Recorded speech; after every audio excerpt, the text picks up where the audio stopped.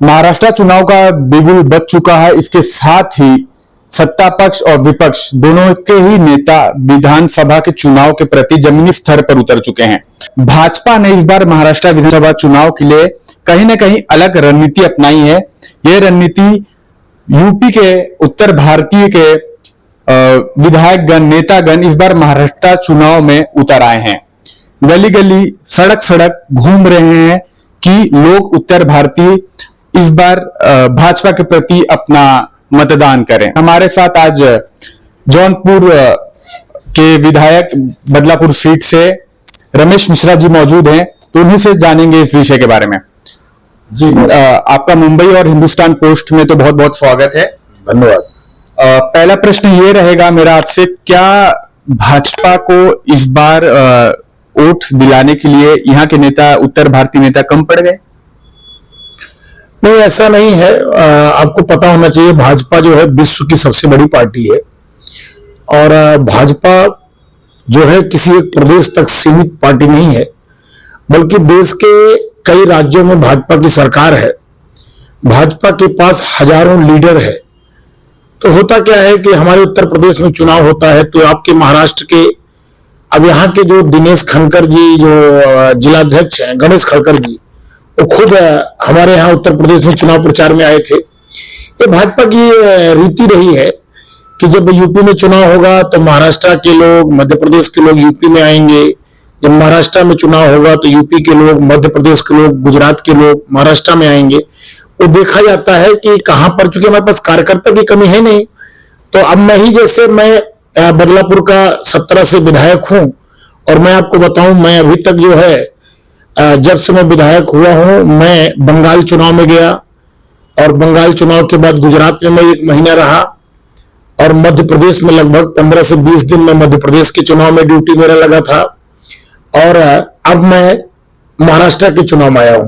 मिश्रा जी, जैसे मैं कहना चाहूंगा कि इस बार का जो विधानसभा चुनाव है बहुत कठिन है, इसलिए क्योंकि हमेशा 4 पार्टियां होती थी, मुख्य पार्टियां। इस बार 2 पार्टियों में विभाजन हो चुका है, यानी एनसीपी और शिवसेना में, और उसके साथ ही 2 भाजपा के साथ आ चुकी हैं, शिंदे गुट और अजीत गुट भाजपा के साथ हैं। और हाल फिलहाल में लोकसभा जब हुआ था उसमें कहीं न कहीं उल्टा नतीजा देखने को मिला था। देखिए, ऐसा है, अब कई चैनल वालों ने हरियाणा के चुनाव में घोषित कर दिया कि भाजपा तीसरे नंबर पर रहेगी। मध्य प्रदेश के चुनाव में कई चैनलों ने कह दिया कि भाजपा का कहीं लता पता नहीं है। लेकिन आपने देखा जब रिजल्ट आया तो मध्य प्रदेश में भी भारतीय जनता पार्टी की सरकार बनी और जब हरियाणा का रिजल्ट आया तो भारतीय जनता पार्टी की पूर्ण बहुमत की सरकार बनी। तो कहने का मतलब, मैं कौन क्या कह रहा है इस पर भाजपा काम नहीं करती है, कौन क्या कह रहा है, कौन क्या बोल रहा है, हम जमीनी स्तर पर काम करते हैं।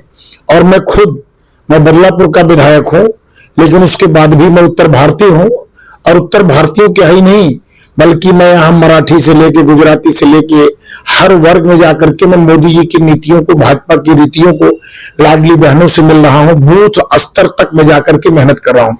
और हम लोग जो काम करते हैं उस काम को दिखाई पड़ता है लोगों को। आज मैं लाडली बहना की चेहरों की खुशियों को देखता हूँ, कोई 7500 पाया है, कोई 5500 पाया है, किसी ने अपने बच्चों की फीस भरी, किसी ने अपने चाल का भाड़ा दिया, किसी ने अपने पति का इलाज कराया। ऐसे तमाम काम उससे किए हैं। उनके चेहरे की खुशी अगर आप जब जाओगे उनके बीच में तो आप देखेंगे।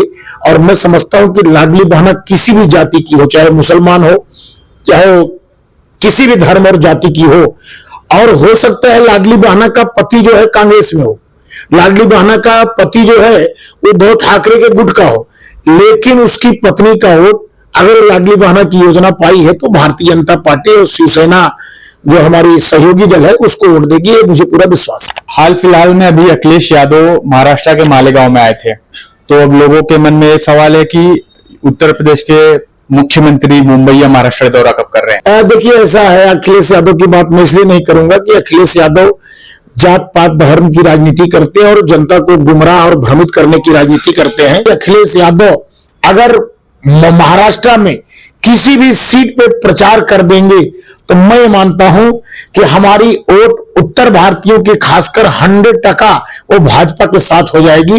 जो 2-4 लोग इधर उधर भी होंगे, अगर अखिलेश यादव आ जाएंगे तो उनको पता है कि झूठा आदमी है, इसने झूठ बोल के जनता को गुमराह किया है, 100% वो अभी वोट हमारा हो जाएगा।